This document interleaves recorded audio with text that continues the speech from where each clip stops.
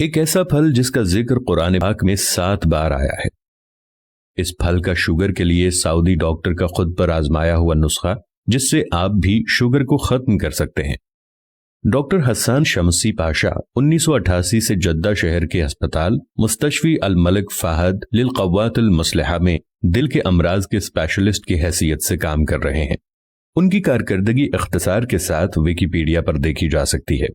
آپ نے طب نبوی، دل کے امراض اور عام صحت کے مسائل پر خوب تحقیق کی ہے اور کافی کتابیں لکھی ہیں۔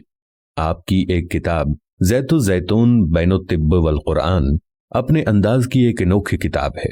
یہ مضمون ان کے دیے ہوئے ایک درس کا خلاصہ ہے جو آپ نے ایک کانفرنس میں بتایا۔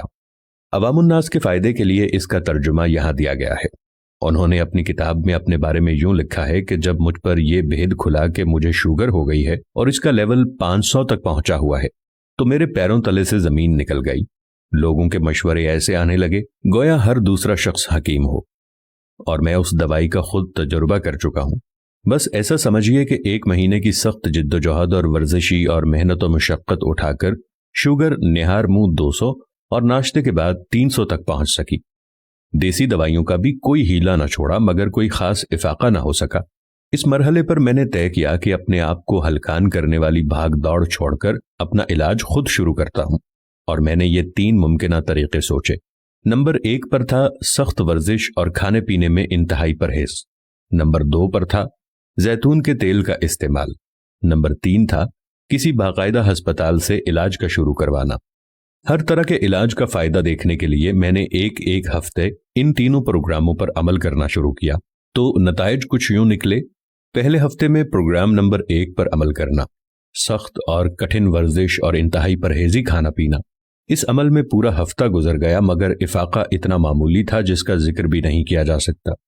دوسرے ہفتے میں پروگرام نمبر 2 پر عمل کرنا اور زیتون کے تیل کا استعمال کرنا۔ اس ہفتے بہت ہی حیرتناک تبدیلیاں پیش آئیں۔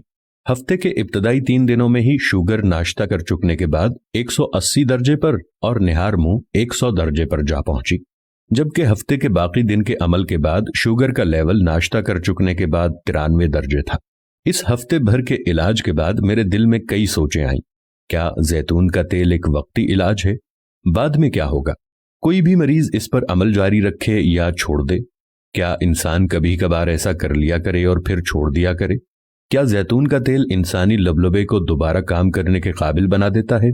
کیا زیتون کا تیل انسانی خون میں شامل زیادہ شوگر کو چوس لیتا ہے؟ کیا زیتون کا تیل جسم میں انسولین کی پیداوار کو بہتر بناتا ہے؟ ہو سکتا ہے میری ان ساری باتوں میں دلچسپی لینے والے حضرات اب میرا جواب جاننے کے منتظر ہوں۔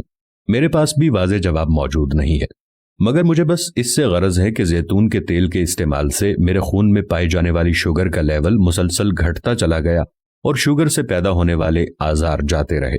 باقی کی ساری باتیں غیر ضروری ہیں۔ زیتون کے تیل کو میں جس طرح استعمال کرتا تھا وہ یوں تھا کہ 2 یا 2 سے زیادہ چمچ زیتون کا تیل سونے سے پہلے پی لینا، اور اتنی ہی مقدار صبح نہار منہ کلی کیے بغیر پی لینا۔ اس میں سے سب سے اہم بات یہ ہے کہ میں نے رات کو پی جانے والی تیل کی خوراک بس 1 ہفتے ہی استعمال کی، تاہم صبح نہار منہ پینے والی خوراک کو میں نے اب تک برقرار رکھا ہوا ہے۔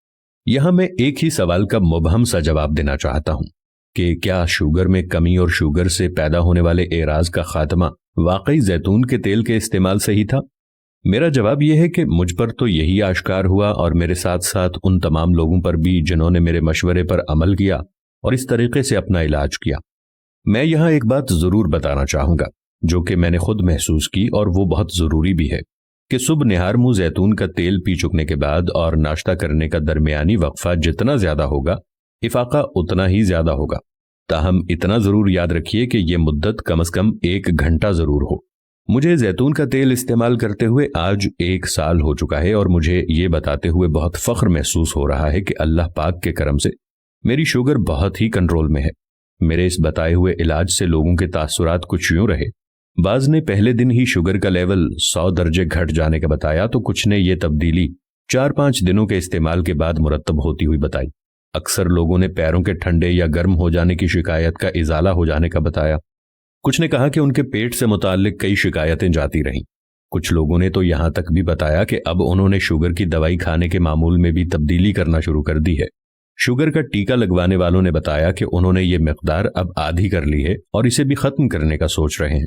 اکثریت نے بتایا کہ اب ان کے پیروں یا گھٹنوں کا درد جاتا رہا ہے